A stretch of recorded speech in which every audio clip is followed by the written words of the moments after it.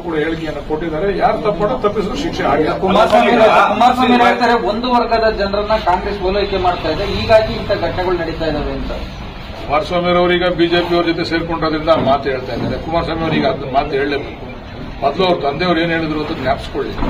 ನಾನು ಮುಸಲ್ಮಾನಾಗಿ ಹುಟ್ಟಬೇಕು ಮುಂದಿನ ಜನ್ಮ ಅಂತಿದ್ರೆ ಅಂತ ಹೇಳಿ ಹೇಳಿದ್ದನ್ನು ಮಾತು ಕೂಡ ಅವರು ಕುಮಾರಸ್ವಾಮಿ ಅವರು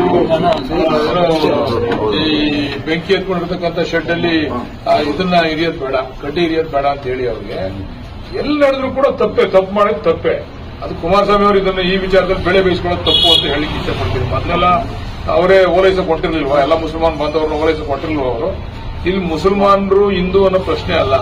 ಎಲ್ಲೂ ಕೂಡ ಇಂಥ ಘಟನೆಗಳಾಗಬಾರ್ದು. ಯಾವುದೇ ಧರ್ಮಕ್ಕಾಗಲಿ, ಅವ್ರ ಧರ್ಮಕ್ಕೂ ಅಪಚಾರ ಆಗಬಾರ್ದು, ಹಿಂದೂ ಧರ್ಮಕ್ಕೂ ಅಪಚಾರ ಆಗಬಾರ್ದು. ಆ ರೀತಿ ನಾವು ಹಿಂದಿನಿಂದನೂ ಕೂಡ ನಡ್ಕೊಂಡು ಬಂದಿರತಕ್ಕಂಥದ್ದು. ಅದನ್ನ ಪಾಲಿಸ್ಕೊಂಡು ಹೋಗ್ಬೇಕು.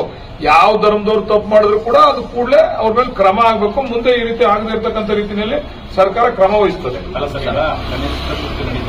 ಸೂಕ್ಷ್ಮವಾಗಿರುತ್ತೆ ಮೆರವಣಿಗೆಗಳು ಸರ್ಕಾರ ಕಟ್ಟುನಿಟ್ಟಿನ ಕ್ರಮ ಮುಂಚೆ ತೆಗೆದುಕೊಂಡು ಇಂಥ ಘಟನೆಗಳಾಗ್ತದಿಲ್ಲ. ಸರ್ಕಾರ ಅಂದ್ರೆ ನಿಮ್ಮ ಉದ್ದೇಶ ಸರ್ಕಾರನೇ ಮಾಡ್ತಾ ಇದೆ ನಂಗೆ ನೀವು ಮಾತಾಡೋದು? ಹೇಳಿ, ಕೆಲವು ಪ್ರದೇಶಗಳನ್ನ ಸರ್ಕಾರ ಗುರುತಿಸಿದೆ. ಎಲ್ಲಿ ಸಾಮಾನ್ಯವಾಗಿ ಈ ತರ ಕೋಮಗಲಭೆಗಳಾಗ್ತವೆ ಅಂತಕ್ಕಂಥ ಪ್ರದೇಶದಲ್ಲಿ ಕಟ್ಟುನಿಟ್ಟಿನ ಕ್ರಮ ತೆಗೆದುಕೊಳ್ತಾರೆ.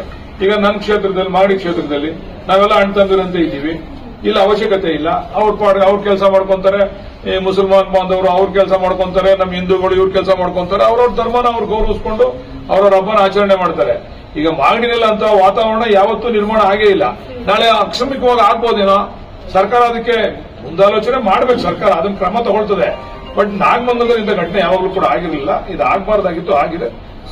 ಮಾಡಿರೋರು ತಪ್ಪು ಮಾಡಿರೋ ಶಿಕ್ಷೆ. ಸರ್, ಮೊದಲೆಲ್ಲ ಕರಾವಳಿ ಭಾಗದಲ್ಲಿ ಆಗಿರ್ಬೋದು, ಬೇರೆ ಬೇರೆ ಕಡೆ ಆಗ್ತಾ ಇತ್ತು. ಹಳೆ ಮೈಸೂರು ಭಾಗದಲ್ಲಿ ಈ ರೀತಿಯ ಪ್ರಕರಣಗಳು ಆಗ್ತಾ ಇರಲಿಲ್ಲ. ಇತ್ತೀಚೆಗೆ ಇಲ್ಲಿ ಬೆಳವಣಿಗೆಗಳೇ ಆಗ್ತಾ ಇರ್ತವೆ ಸರ್. ಮಂಡ್ಯದಲ್ಲಿ ಪ್ರಕರಣ ಆಯ್ತು, ಈಗ ಈ ಪ್ರಕರಣ ಯಾಕೆ ಸರ್? ಯಾರು ಕೂಡ ನಾವು ಅದನ್ನ ಬೆಂಬಲಿಸಲ್ಲ. ನಾವು ಈಗಾಗಲೇ ಹೇಳಿದೀವಲ್ಲ, ಎಲ್ಲರೂ ಅವ್ರವ್ರ ಧರ್ಮ ಅವ್ರವ್ರ ದೊಡ್ಡದು. ಅವ್ರವ್ರ ಧರ್ಮ ಅವ್ರವ್ರು ಗೌರವಿಸಬೇಕು. ಬೇರೆ ಧರ್ಮದವ್ರ ಮೇಲೆ ಈ ರೀತಿ ಮಾಡ್ತಕ್ಕಂಥದ್ದು ಅದು ಒಳ್ಳೆ ಬೆಳವಣಿಗೆ ಅಲ್ಲ. ಎಲ್ಲೂ ಏನೂ ಆಗಿಲ್ಲ. ಒಂದೊಂದ್ ಕಡೆ ಹಿಂಗ ಆಗ್ತವೆ, ಆಕಸ್ಮಿಕವಾಗಿ ಆಗ್ತಕ್ಕಂಥ ಘಟನೆಗಳು. ಅದನ್ನೇ ನೀವು ಮಾಧ್ಯಮದವರು ಅಲ್ಲಂಗಾಗಿದೆ, ಇಲ್ಲಿ ಹಿಂಗಾಗಿದೆ, ಕರಾವಳಿಲಿ ಆಯ್ತಿತ್ತು, ಈಗ ಇಲ್ಲಿ ಶುರುವಾಗದೆ ಅಂತ ಹೇಳೋದು ಬೇಡ. ದಯಮಾಡಿ ನಮ್ಮ ಭಾಗದಲ್ಲಿ ನಾವೆಲ್ಲ ಅಣ್ತಂದಿರತ್ತೆ ಇದ್ದೀವಿ. ಹಂಗೆ ಮುಂದೆನೂ ಕೂಡ ಇರ್ತೀವಿ. ಆಹಾರ ಆಗಿದೆ ಸರ್. ಕಾಂಗ್ರೆಸ್ ಓಲೈಕೆ ರಾಜಕಾರಣದಿಂದ ಇಂಥ ಪರಿಸ್ಥಿತಿ ಬಿಜೆಪಿಗೆ ಏನು ಆಹಾರ ಆಗಿದೆ? ಹಂಗಾರೆ ಹಿಂದೂ ಮುಸಲ್ಮಾನ್ ವಿರೋಧಿಗಳ ಬಿಜೆಪಿಯವರು ಯಡಿಯೂರಪ್ಪನವರು ಟೋಪಿ ಹಾಕೊಂಡು ಬಿರಿಯಾನಿ ತಿಂದಿದ್ದು ನೋಡಿಲ್ವಾ? ಜಗದೀಶ್ ಶೆಟ್ಟರ್ ಹೋಗಿದ್ದು ನೋಡಿಲ್ವಾ? ಶೋಭಾ ಕರಂದ್ಲಾಜೆ ಅವರು ಮಸೀದಿಗೆ ಹೋಗಿ ಬಂದಿರೋದು ನೋಡಿಲ್ವಾ? ಸುಮ್ಮನೆ ಇವೆಲ್ಲ ವೋಟ್ ನಾಸೆಗೋಸ್ಕರ ಮಾಡ್ತಾ ಇರ್ತಕ್ಕಂಥ ಗಿಮಿಕ್ಗಳು.